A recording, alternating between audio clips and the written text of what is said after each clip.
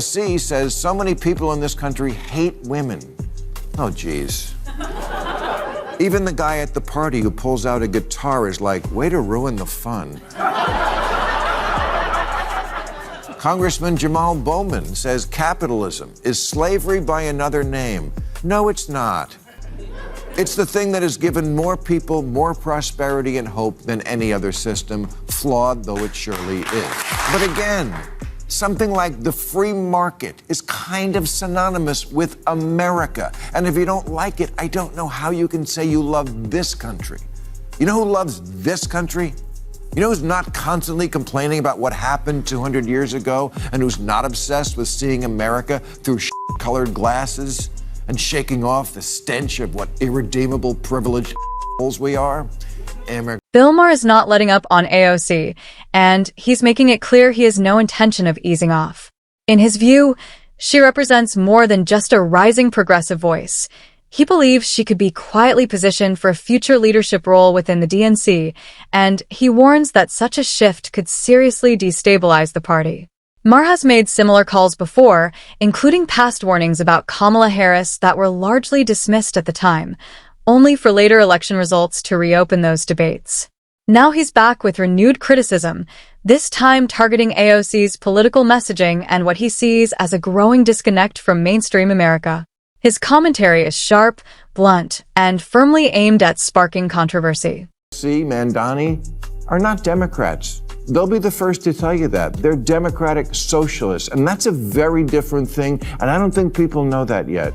I don't think people realize we already have a lot of socialism.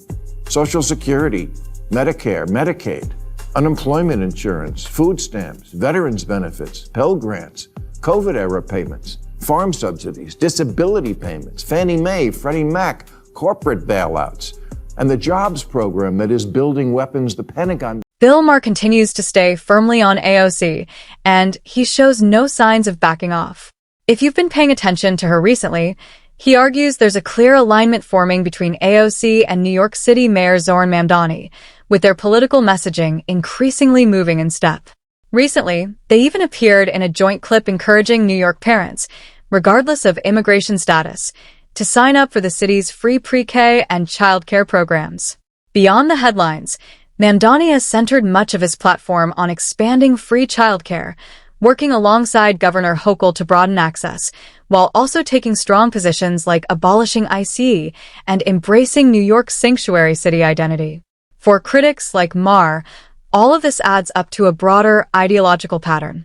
He isn't opposed to supporting families or childcare initiatives. He acknowledges similar programs already exist within the U.S. system, but he frames the bigger debate as a warning about what he sees as an accelerating shift toward full-scale socialism, which he describes as a dangerous direction for the country. DSA are radicals about this concept, and radical economic policy is always ineluctably married to radical social policy. Their platform, for example, calls for completely open borders. They're for what Biden was doing, but more. You think you're going to win an election on that?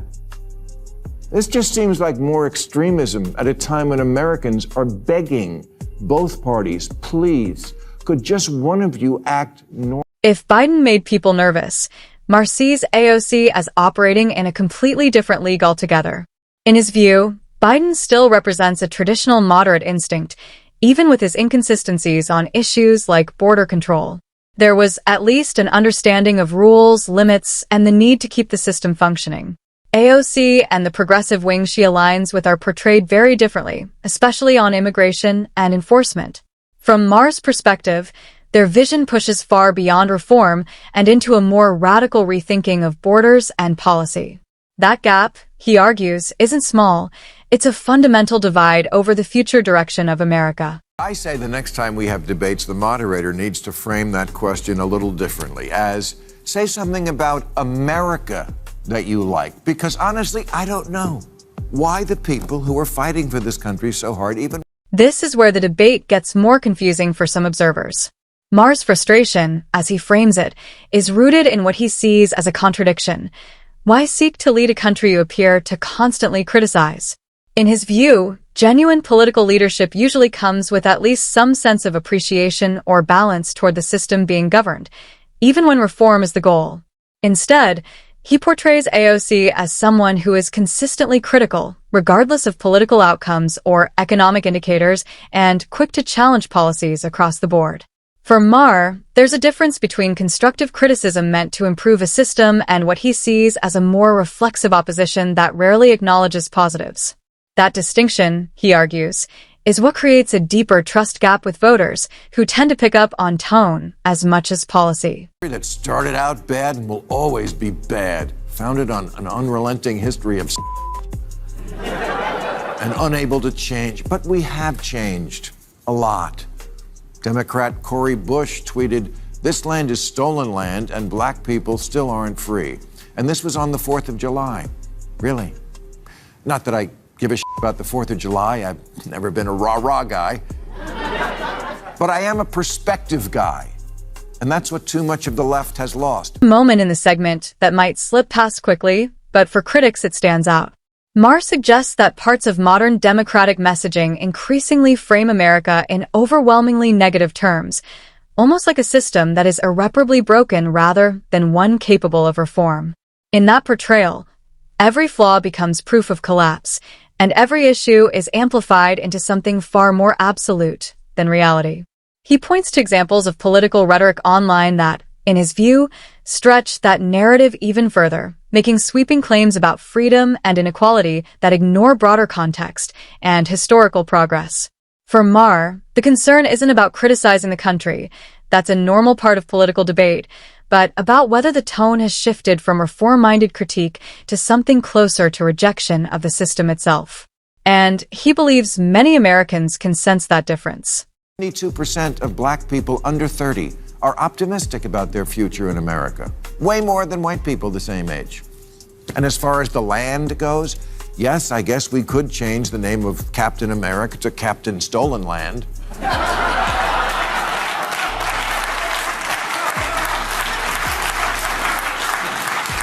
But honestly, to all the people who start every public event now with one of those land acknowledgments where they say, "I'm standing on land that was stolen from the proud indigenous people of the Chumash tribe," I say either give it back or shut the In Maher's framing, another layer of criticism is that some modern progressive politics leans heavily into what he sees as performative messaging rather than practical outcomes.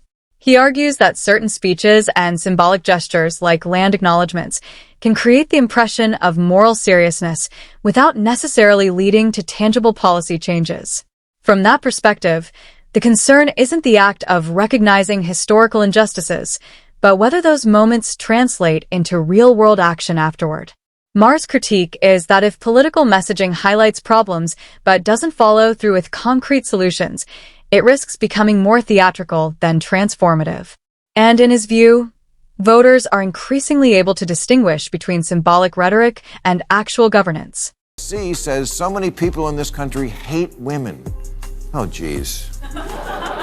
Even the guy at the party who pulls out a guitar is like, way to ruin the fun.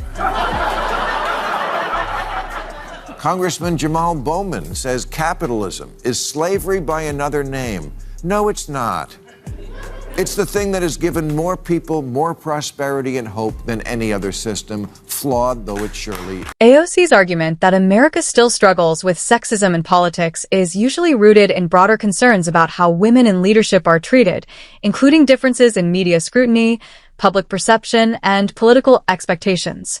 From her point of view, it's not about reducing election outcomes like Hillary Clinton in 2016 or Kamala Harris in 2024 to a single cause, but about recognizing patterns she believes exist in how female candidates are judged compared to men. Critics, however, argue that these losses are driven more by policy positions, voter trust, and core issues like the economy, border security, and leadership strength rather than gender itself, seeing the America Hates Women framing as an oversimplification of complex electoral dynamics. Supporters of AOC's view counter that even if gender is not the main factor, it can still shape narratives and perceptions in subtle ways that influence outcomes. Ultimately, The debate reflects a deeper divide over whether political results are best explained through identity-based factors or through traditional policy and performance-based judgments. Something like the free market is kind of synonymous with America. And if you don't like it, I don't know how you can say you love this country. You know who loves this country? You know who's not constantly complaining about what happened 200 years ago and who's not obsessed with seeing America through shit-colored glasses and shaking off the stench of what irredeemable privileged we are? Maher's argument here, as it's being presented, is about perceived inconsistency in political messaging depending on which party holds power. He suggests that some critics of America describe the country in far more negative terms when political control shifts, while being noticeably less vocal when their preferred side is in office. From that perspective, he sees a disconnect between how conditions are described under different administrations, even when many of the underlying economic and social trends change more gradually than election cycles suggest. Critics of that view would argue that political rhetoric often intensifies during opposition periods because that is when scrutiny of government actions tends to increase, not necessarily because conditions suddenly change overnight. Supporters of Maher's stance, however, see it as selective framing that exaggerates decline for political effect. At the center of it is a broader tension in politics, whether shifting narratives reflect genuine changes in national conditions or the strategic emphasis of whoever is speaking at the time. Any of them why they came here, and they will tell you the same thing. Ron DeSantis put me on a plane.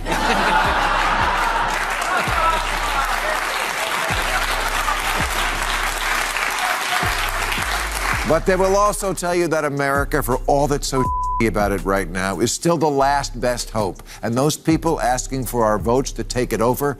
This is presented as one of Maher's strongest points, cutting through what he sees as political noise. He argues that some progressive voices, including AOC and her allies, often describe America in harsh terms, broken, oppressive, and in need of deep correction. But he contrasts that narrative with the motivations of many immigrants, who he says choose to come to the United States precisely because they view it as a place of opportunity and freedom. In his framing, these individuals often leave behind far more difficult conditions in search of a better life, which suggests they still see value in what America offers. From that perspective, he finds a contradiction between those who criticize the country most strongly and those who are actively trying to enter it. He uses that contrast to question whether the dominant negative narrative fully reflects how America is perceived by people outside its borders. She had some deprogramming. She could be such a fantastic candidate. What do you mean deprogramming? Well, she just doesn't. She's never going to resonate with people outside of the bubble that she lives in the very, very far. To wrap it up, Maher, who is long identified as a liberal, frames his criticism not as an attack on America, but as an internal warning to his own political camp. His core argument is that effective leadership requires a balance between critique and constructive intent, rather than what he sees as constant escalation of outrage and negative framing. From his perspective, politics loses credibility when rhetoric feels disconnected from practical solutions or everyday voter concerns like the economy and cost of living. He also argues that overplaying narratives of national decline can backfire with voters who experience a more complex reality on the ground. Whether Democrats take that message seriously or not, in his view, will likely shape future election cycles.